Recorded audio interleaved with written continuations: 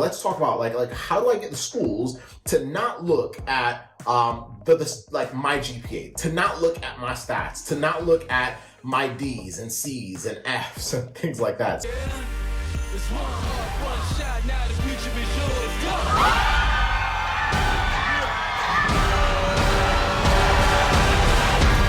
I'm turning dreams into reality. In the lab with the Hey, what is up? How are you doing? My name is Joseph Ngugi. I'm a physical therapist. I am one of the co-founders of Pre-PT Grind, where we help you get into physical therapy school without wasting time or money. So if you are a pre-PT or if you are interested in the PT profession, becoming a physical therapist, then you're on the right page. And I'll tell you this, like this is just one training. We have tons and tons of value for you right here on this platform. So if you enjoy this, do two things for me. Number one, binge on as much other content on here as possible. And then number two, share this out. We're doing this to not only help you, but to help your peers, your classmates, other pre-PTs who feel stuck and feel like they don't have the resources to do what they need to do to get into physical therapy school. So this is super, super important. And in today's training, I want to talk about, I want to talk to those of y'all that have a low GPA. And honestly, even though this is directed towards pre-PTs who have a low GPA,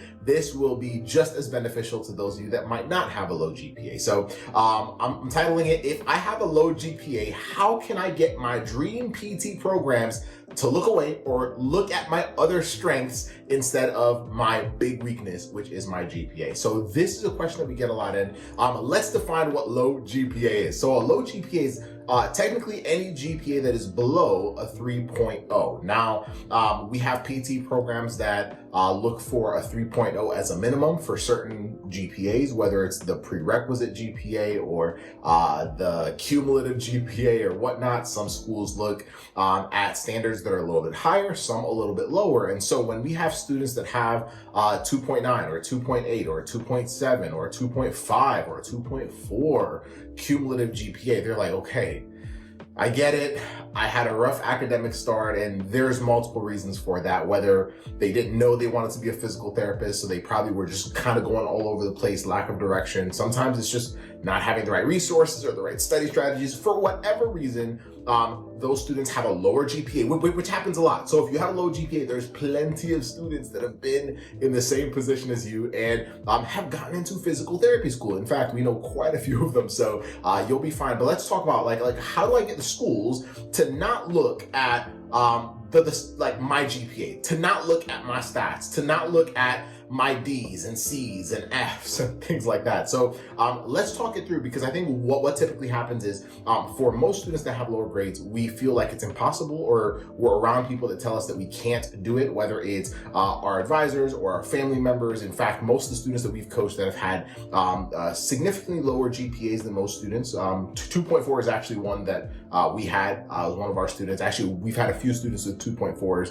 who have gone on to get into PT school and even become physical therapists. But at the point where they were, when they first were asking a very similar question, they felt like they had very little support around them. They had family members telling them, hey, find another backup option career, because it doesn't seem like being a physical therapist is going to work out. Or they had advisors telling them, hey, this is not going to work out. Or they even had PTs they were shadowing tell them, hey, I don't know if that's going to work out. And the biggest thing is, well, I understand that my situation is what it is. I understand that I can't go back in time. So how do I get these schools to not look at it? And so the first thing is, you can't get them to not look at it, but it's okay. let's kind of talk this through, because I think this will help plenty of you who do feel stuck as low GPA pre-PTs. But the first thing is, we can't we can't help them look away, right? So what typically happens with a lot of students that have lower grades is we think, okay, what if I get more observation hours? Can I distract the schools with that? Can I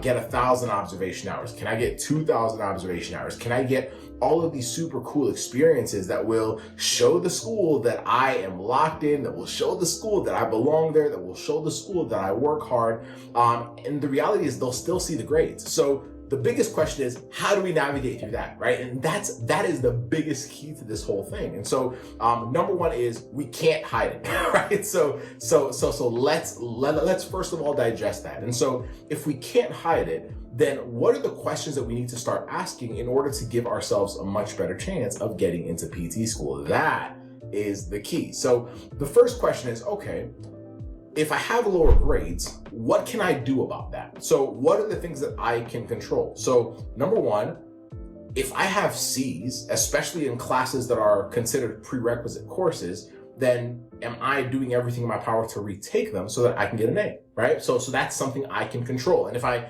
don't know how to get an A in chemistry or physics, then I can recruit help. Like, for example, when I was in chemistry and physics, I had 2 tutors for both. Why is that? Because I struggled with both classes. And so that is it. Like, maybe I just have trouble figuring out how to have the right study strategies or the right game plan. So if I can control my prerequisite grade, or if I can control certain grades that can increase my GPA, especially the prerequisite one, then I should do everything in my power to increase that. I can control the schools I also apply to, right? So when we're looking at schools are slightly different. I think a lot of times I don't know if we're taught this or whatnot, but there's a lot of students that feel like, oh, like every school should kind of look at applicants the same way. And the reality is schools do have some slightly different preferences. Some schools will prioritize the cumulative GPA and they want it to be a 3.0. And if you have a 2.4, they're like, well, we're not going to look at the rest of your application because we want a 3.0 at least for the cumulative. For other schools, they might have a lower threshold for their cumulative, or they might not value the cumulative as much, but they might value other things like your last 60 credits or your prerequisite GPA. And so I have to be very clear about the schools that I'm applying to, because I need to apply to schools that give me the opportunity to leverage my strengths, yes, but if I were to reach the potential of what I can do with the classes that I can retake, I need schools that will basically meet me in a position where I can actually stand out as an applicant. Does that make sense? So, like, for example, with our students that have had 2.4s after graduating from college, it's going to be very difficult for them to ever get a 3.5 cumulative GPA because they've taken so many classes already. Does that make sense? So I know that it's not going to go up to a 3.5 or potentially even a 3.0 unless I'm taking classes for years and years and years. So my strategy has to change. I have to choose schools that will be a better match for me from a stats perspective. Does that make sense? And then I also need to say, okay, academically, what can I control in a way that actually moves the needle forward? If I'm just taking random cumulative GPA classes that have nothing to do with anything, then I might be wasting time and money. And that's where I have to get some guidance, whether it's from a coach like us or whatnot, to figure out which classes should I be taking. But at the end of the day, I can't hide it. And because I can't hide it, I have to start asking myself, what can I control? How can I get clear on the schools that will give me the opportunity to leverage my new strengths, or to leverage retaking classes, or to leverage certain GPAs like my last 60 credits GPA? How can I find schools that do that? Because that increases my chances of becoming the perfect applicant for those programs. Does that make sense?